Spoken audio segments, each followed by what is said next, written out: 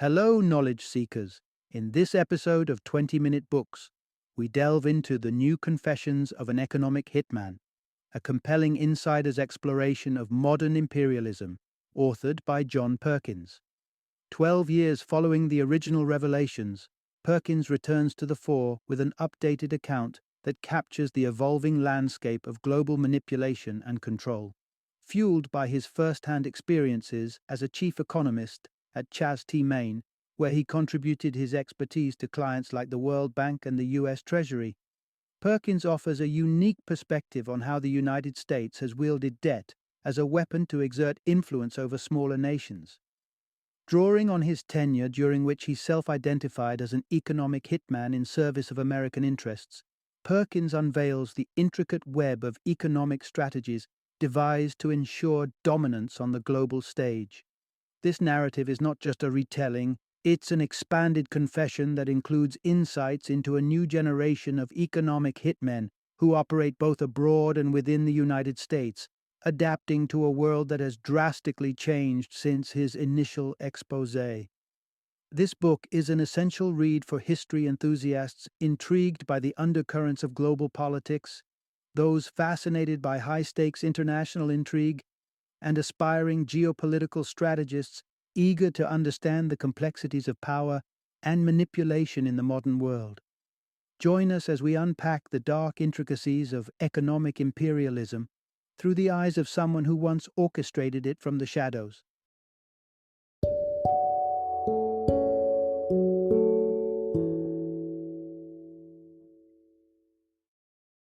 The New Confessions of an Economic Hitman, an insider's account of imperialism in the modern age.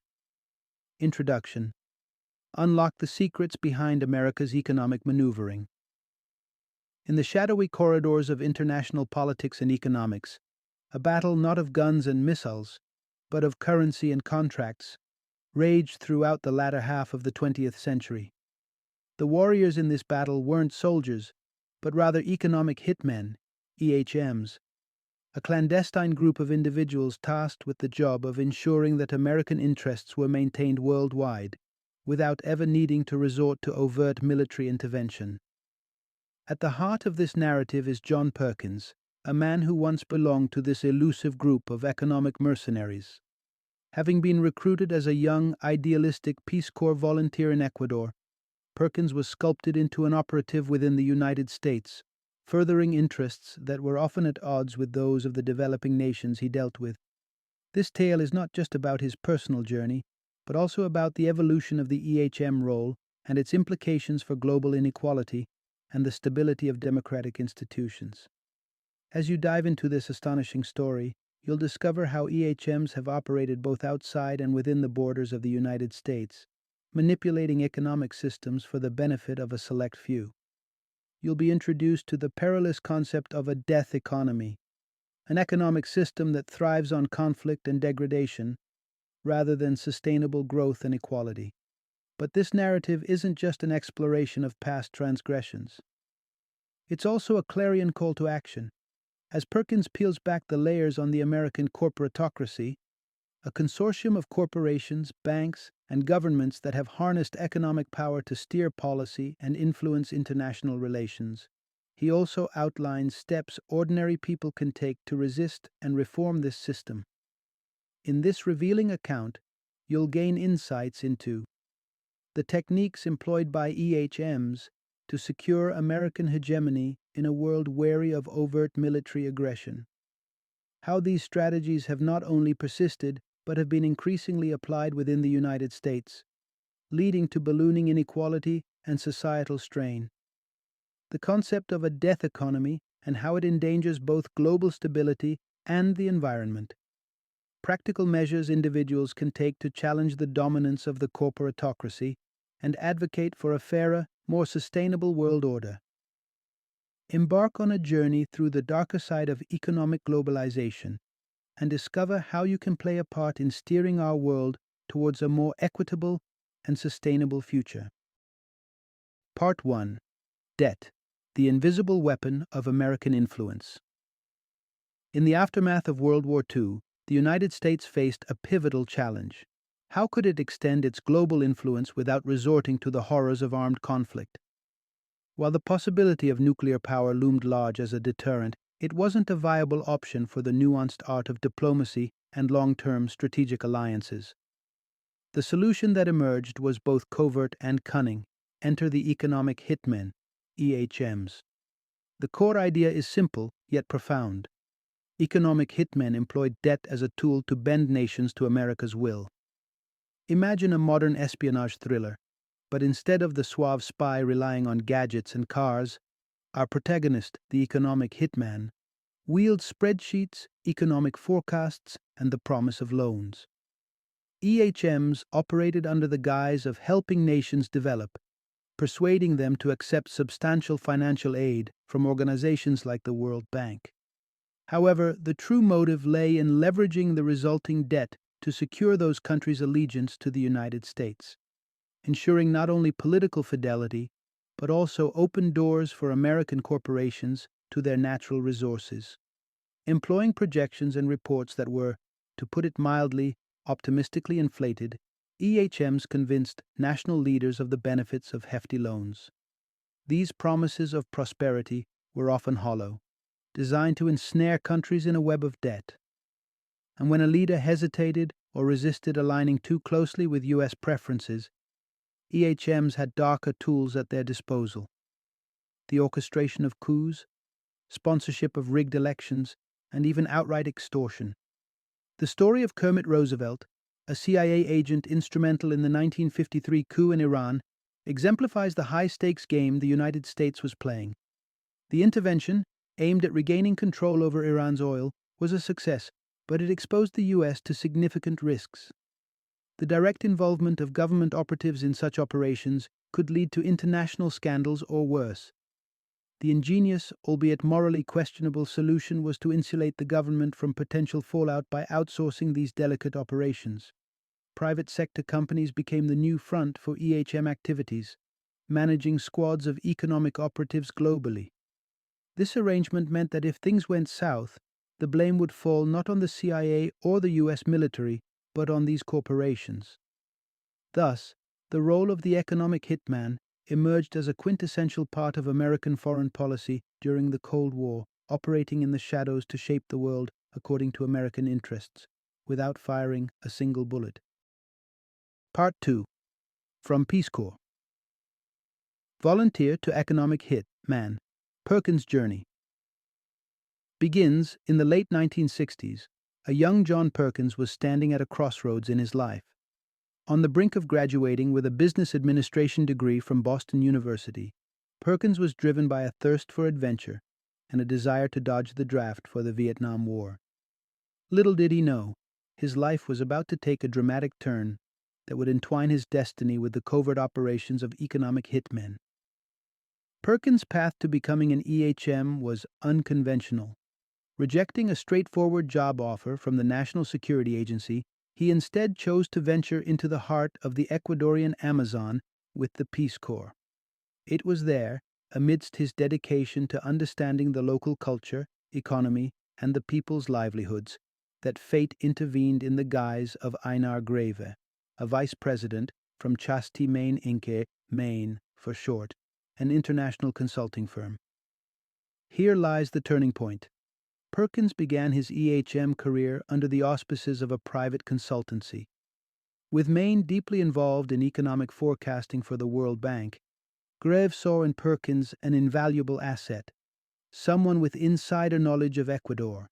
Initially, Perkins's role was to substantiate the feasibility of investing billions in loans for hydroelectric projects in Ecuador and its neighboring countries, a task he undertook with diligence upon his return to Boston in 1971. However, as Perkins became entrenched in his role, a startling reality unfolded before him. Maine, ostensibly an engineering consultancy, didn't construct anything. Its true function was as an intermediary, facilitating deals that saddled nations with overwhelming debt under the guise of developmental loans, thereby making them pliable to the interests of the United States. In essence, Perkins's job was to craft reports that made these colossal loans appear not just viable, but beneficial, when in reality, they were chains of financial bondage. These reports played pivotal roles, convincing countries like Indonesia to embrace loans that necessitated hiring American companies for infrastructure and oil extraction projects, Maine among them. Though Maine wasn't directly funded by the U.S. government, the structure of these deals ensured its profitability. Perkins' most notable negotiation was in 1973 when he managed to secure unprecedented access to Saudi Arabia's vast oil reserves. This was accomplished by promising a comprehensive modernization of the Saudi infrastructure, an agreement that brought the U.S. immense strategic advantages. Throughout his tenure, Perkins was a witness and a participant in a world rife with coups, assassinations, and corruption, all facilitated by the manipulation of debt and economic forecasts. These experiences, though initially suppressed, eventually led to a profound moral reckoning. In 1980, burdened by the ethical implications of his work, Perkins exited Maine and the shadowy world of the EHMs. However, the practices he was part of would continue to evolve and expand, leaving a lasting impact on international relations and economic dynamics globally. Part 3. A Delicate Dance with Debt. Ecuador's President Walks a Tightrope. The political landscape of Ecuador in the early 2000s was tumultuous, to say the least. A revolving door of presidents, each replaced under dire circumstances favoring U.S. interests, marked an era of instability. However, 2006 seemed to signal a new dawn with the emergence of Rafael Correa, a candidate with a bold vision to reclaim Ecuador's sovereignty over its natural resources. His commitment to this cause, among others, resonated deeply with the electorate, propelling him to victory with a commanding 60% of the vote. Yet, amid the optimism, a formidable challenge loomed on the horizon. Ecuador was shackled by immense national debts, a legacy of previous administrations that would take years to overcome. For Correa, pursuing his transformative agenda meant navigating a minefield of fiscal constraints and making some unsettling compromises. National debts boxed in Ecuador's new president, forcing him into a corner of compromise. Aware of the intricate web of economic coercion spun by economic hitmen, EHMs, Correa found himself in a precarious position. His understanding of these manipulative practices, further informed by his reading of Confessions of an Economic Hitman, steeled him against their influences. Determined not to fold under pressure from the International Monetary Fund, which sought to auction off the Amazon's petroleum reserves to foreign oil companies, Correa stood his ground. These debts, after all, were remnants of agreements made under the watch of military dictators in league with the CIA and EHMs during the 60s, 70s, and 80s. Correa's defiance reached a peak when he attempted to renegotiate national oil contracts, boldly asserting Ecuador's ownership over its resources. This move triggered a critical response from EHMs, who, upon failing to sway his decision, orchestrated attempts to unseat him, mirroring the fate of his predecessors. In 2010, a coup attempt by the Ecuadorian police, with suspected backing from the CIA, put Correa's resolve to the test. Despite military support ensuring his survival, the incident underscored the fragile balance he had to maintain. Too aggressive a stance could make him another casualty in the long line of deposed leaders. Too passive, and his ambitious goals would remain unattainable. In the ensuing years, Correa's administration made a controversial decision to auction off portions of the oil-rich Amazon rainforest, a move aimed at mollifying the EHMs and mitigating the nation's debt. This action sparked widespread protests from indigenous communities, drawing significant media attention. The resulting public relations fiasco deterred U.S. companies from participating in the bids, highlighting the complex interplay of international influence, sovereign policy, and grassroots activism. Correa's tenure illustrates the intricate dynamics at play when a nation seeks to assert its autonomy while grappling with the tangible constraints of inherited debts. It's a tale of strategic compromise, bold resistance, and the relentless pursuit of national self-determination amid the global forces that shape our world. Part 4. Scandal. Spotlight. FIFA's fall masks the greater financial conspiracy. In the intricate webs woven by corporatocracy, where corporations, banks, and governments entangle in a dance of power and corruption, the spotlight often misses the deeper, darker currents shaping our world. This complex system, though American in its origins, has cast its shadow across the globe, manipulating from the murky background with little public scrutiny. However, in 2015, a scandal erupted that seemed to drag these concealed machinations into the glaring light, albeit partially. The epicenter of this exposure was none other than FIFA, the global overseer of soccer, now accused by the U.S. Justice Department of engaging in widespread corruption. The charges painted a sordid picture of bribes, money laundering, and fraud, echoing the very tactics employed by economic hitmen to manipulate economic and political outcomes internationally. To the public, the unfolding drama of FIFA's downfall appeared as a significant triumph in the battle against corruption.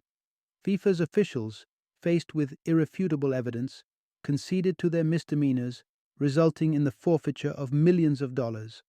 Yet this narrative, while captivating, inadvertently served as a smokescreen for a conspiracy of a much grander scale. The heart of the matter is this: the 2015 FIFA corruption scandal was but a distraction from a vast banking conspiracy that remained shrouded in darkness. This shadowy plot had its roots back in 2007 when major banking institutions, including Barclays, Citigroup, JP Morgan Chase, the Royal Bank of Scotland, and UBS of Switzerland, clandestinely formed a coalition they audaciously named the cartel. Their agenda was unapologetically self-serving: to line their pockets through the deliberate manipulation of the foreign exchange market, or Forex. Utilizing secret communication channels like emails and chat rooms, ominously dubbed the Mafia, these financial titans orchestrated currency riggings with precision and impunity. Their scheme persisted until 2014, when their covert operations were finally unveiled. The legal repercussions were severe on paper, nearly $6 billion in fines.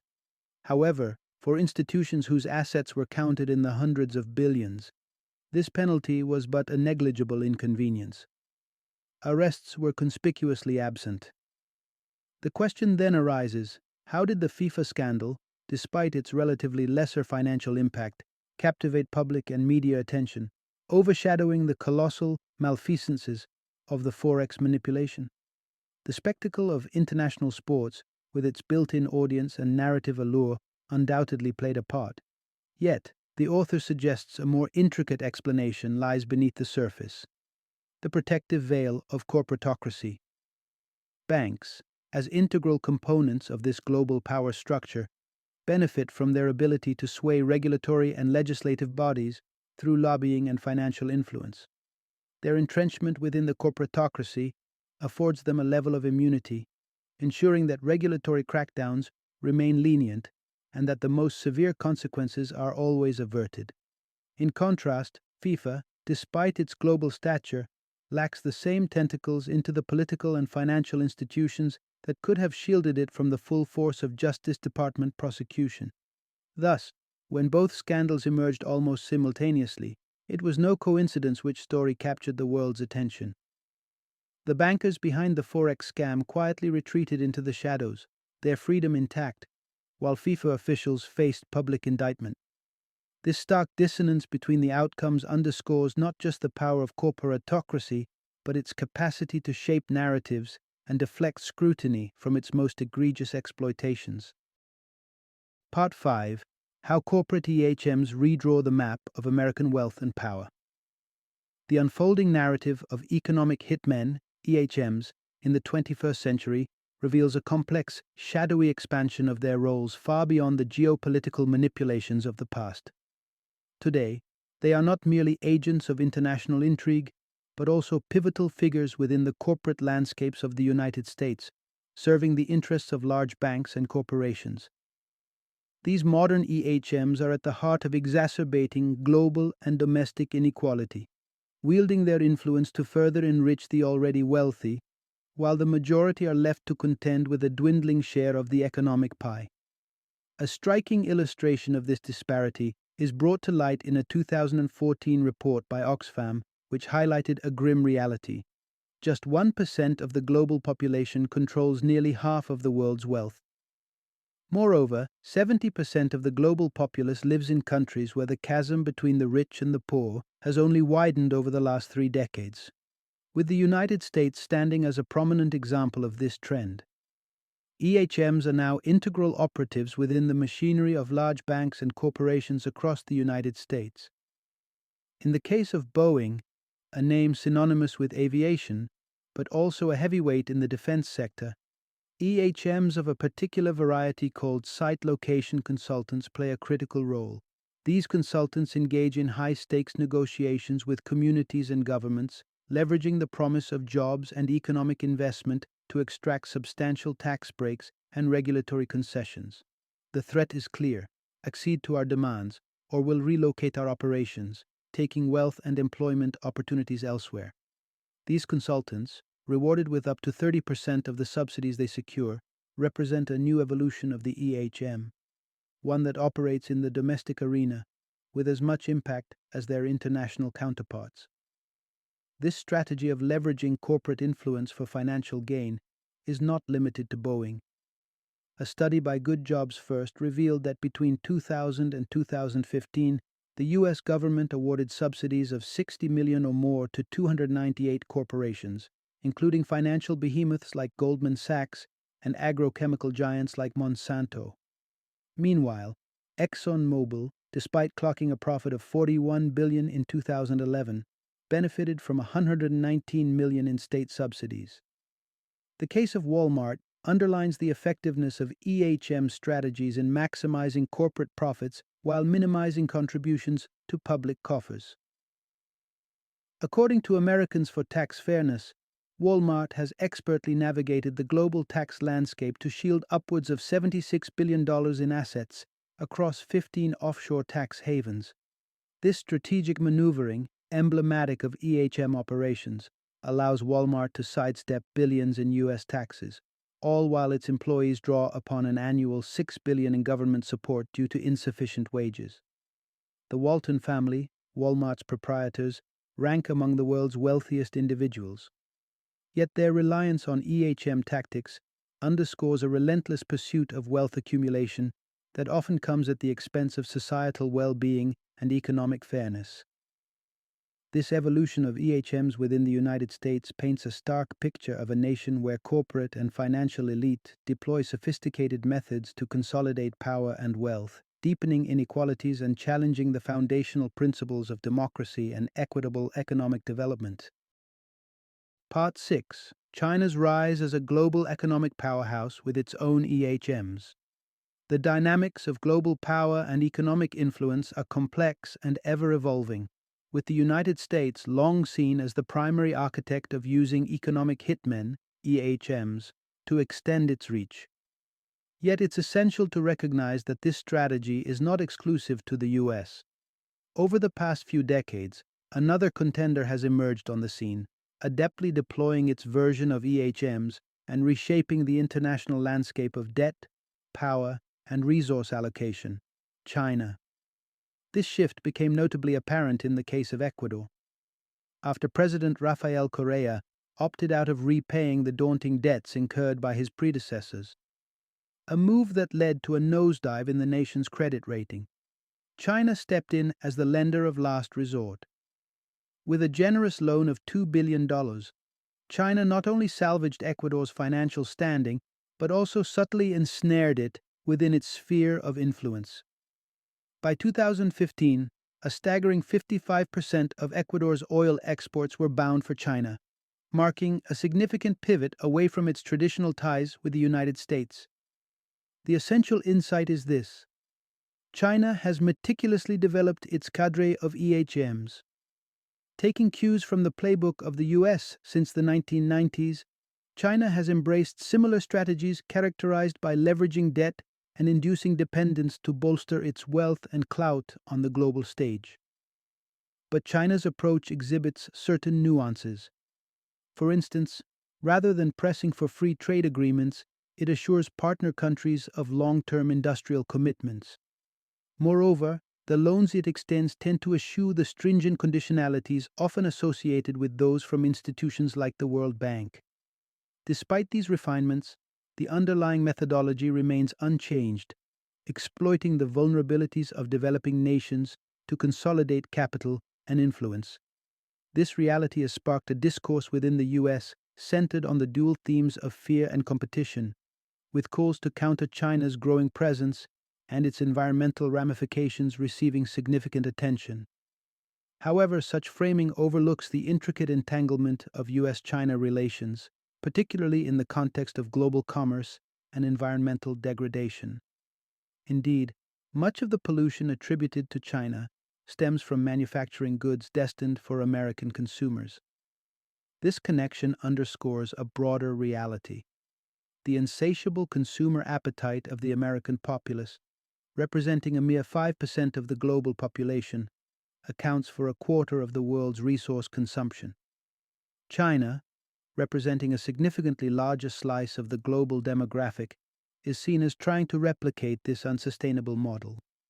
The emergence of other nations following suit only amplifies the urgency for a collective reevaluation of consumption patterns and the overarching economic model.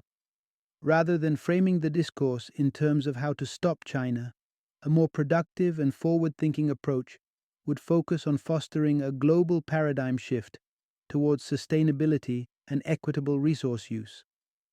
In this context, the challenge transcends national borders and ideological divides, calling for a unified effort to reimagine and realign our economic and environmental priorities. Part 7. Shifting Gears. From a death economy to a life economy. In the sprawling web of global economics, the practices employed by economic hitmen, ranging from intimidation and bribery to outright deception, have crystallized into a deeply entrenched system. This system, dubbed the death economy by the author, predicates itself on a relentless cycle of fear, debt, and exploitation, pushing individuals and entire nations into decisions that ravage both the environment and human dignity. Countries trapped in this vortex, like Ecuador and Iran, find themselves stripping their natural riches and compromising their ecological and social integrity, all under the looming threat of economic retribution or worse. This paradigm, while lucrative for a select few, spells disaster on a global scale, fundamentally challenging the narrative that economic growth inherently translates to collective well-being. The transition from the death economy requires a radical realignment of our collective mindset. Embracing a life economy strikes at the heart of this imperative change. Contrary to the death economy's foundation of coercion and perpetual indebtedness, the life economy advocates for environmental stewardship, self-sufficiency, sustainable energy solutions, and a banking system rooted in community rather than exploitation. The onus to catalyze this transformation does not exclusively rest on the shoulders of governments and corporations.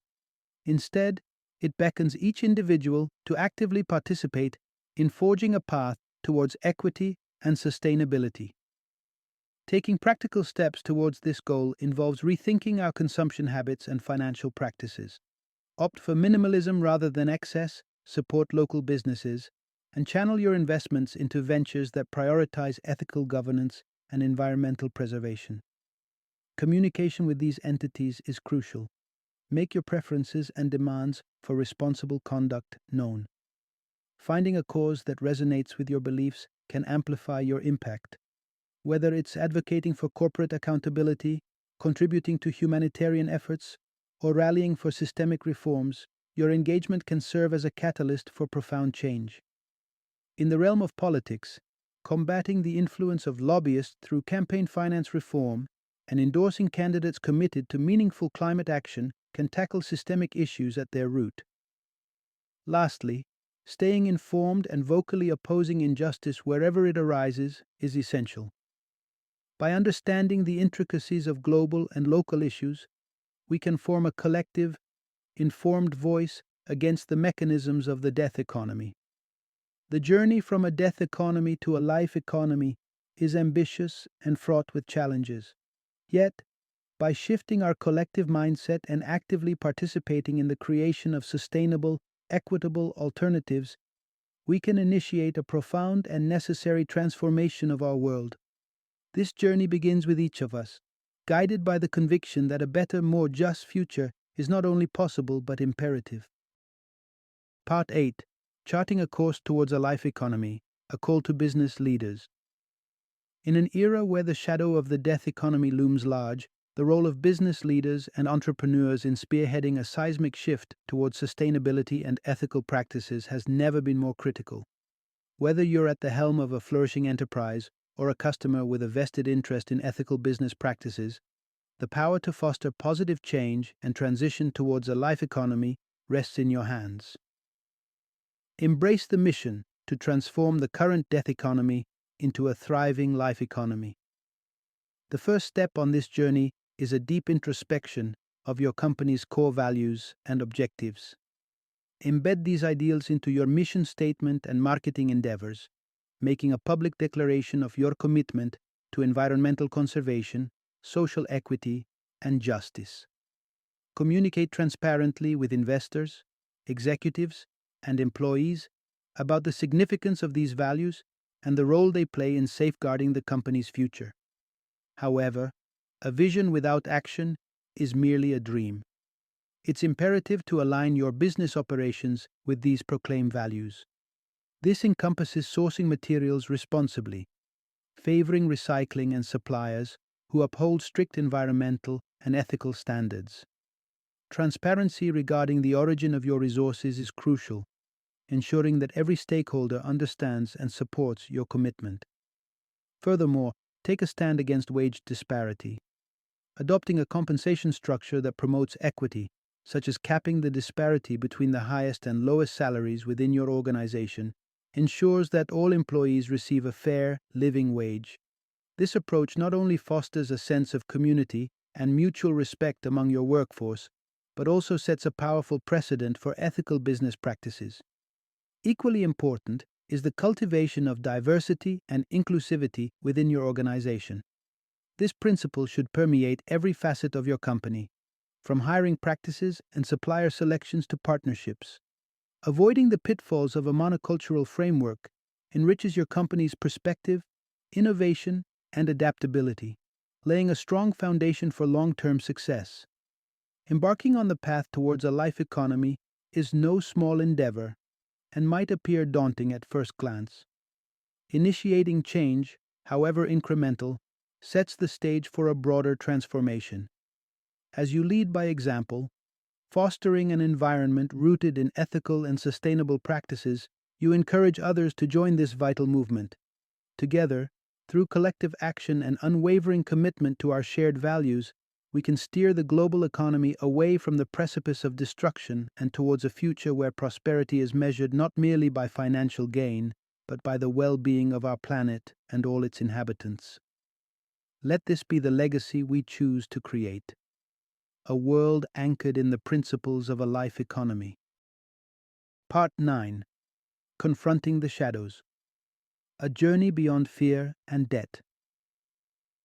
In a world ever teetering on the edge of economic and ecological precipices, a profound truth echoes through the corridors of power and into the heart of our global community.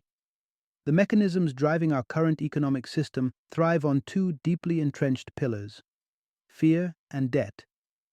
This poignant observation, encapsulated in the stark words from The New Confessions of an Economic Hitman, serves as a clarion call for introspection and action.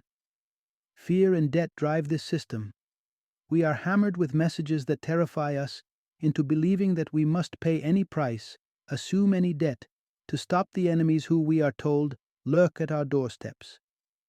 These words lay bare the machinery of manipulation that fuels the death economy, a system where decisions are dictated not by the collective welfare of humanity or the planet, but by the specter of fabricated threats and the shackles of financial indebtedness. It reveals a narrative carefully crafted to coerce nations and individuals into a cycle of endless consumption, unsustainable growth, and the exploitation of natural resources, all under the guise of security and prosperity. However, hidden within this stark portrayal is also a message of empowerment and hope. The very recognition of fear and debt as instruments of control is the first step toward dismantling their power. By challenging the narratives that have been woven around us and questioning the true cost of security that comes at the expense of our planet's health and our social fabric, we begin to pave a new path. This journey requires courage, the courage to envision an economy that serves not just the interests of a wealthy few, but promotes the well-being of all communities and the planet we share. A life economy, as it were, built on principles of sustainability, equity, and respect for natural limits. Breaking free from the chains of fear and debt is not merely an economic or environmental imperative, but a moral one. It calls for a collective awakening to the interconnectedness of our actions and their impact on the world stage.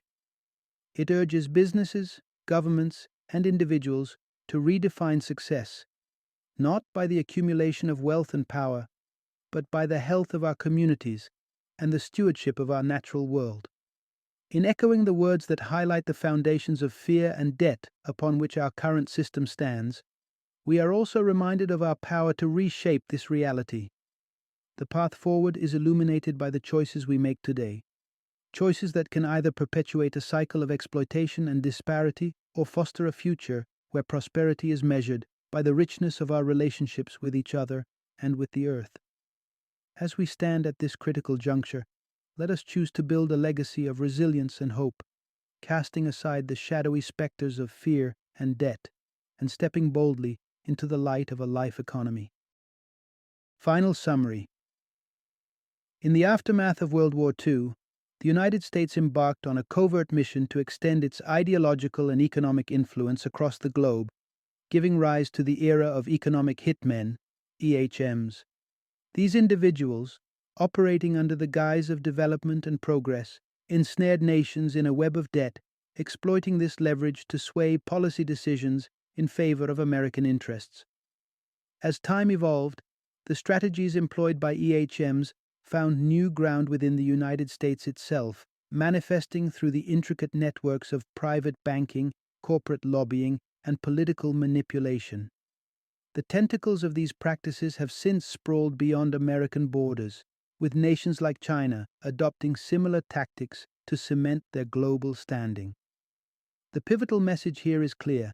A profound shift is necessary to overturn the prevailing currents of exploitation and environmental disregard, a transition towards what is envisioned as a life economy. This new paradigm champions the well-being of communities and the holistic health of our planet over the insatiable appetites of corporate greed and wealth accumulation. At its core, the journey from a death economy, a system predicated on fear, debt, and environmental sacrilege, to a life economy is one of collective awakening and action. It calls for an earnest re-evaluation of our values and a steadfast commitment to sustainable practices that honor the intricate balance of our natural world. This vision encompasses not only a departure from the destructive cycles of debt and exploitation, but also an embracement of renewable energy, ethical consumption, and equitable economic structures that uplift all members of society.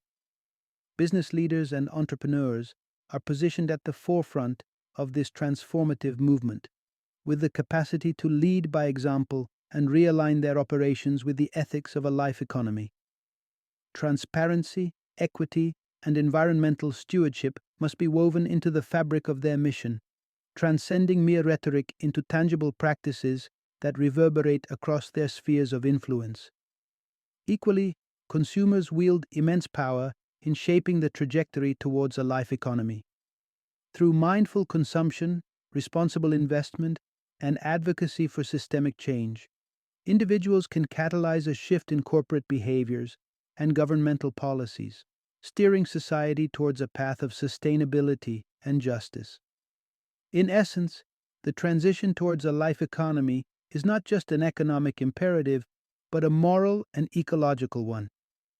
It represents a collective journey towards redefining prosperity, where success is measured by the richness of our natural environment and the health and happiness of communities worldwide. It is a call to action for each of us to contribute towards a future where the economy serves not the interests of the few, but the well-being of all, one where we build not just a bridge to a better world, but a foundation for generations to come.